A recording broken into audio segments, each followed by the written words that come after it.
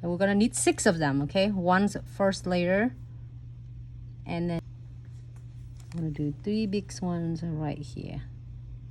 1 ends for acrylics, 3D flowers, and then 1 ends for our 4D. So press down and release. Press, release. The second one and release. The second layer, I'm gonna do it right in the between of the 2 beads.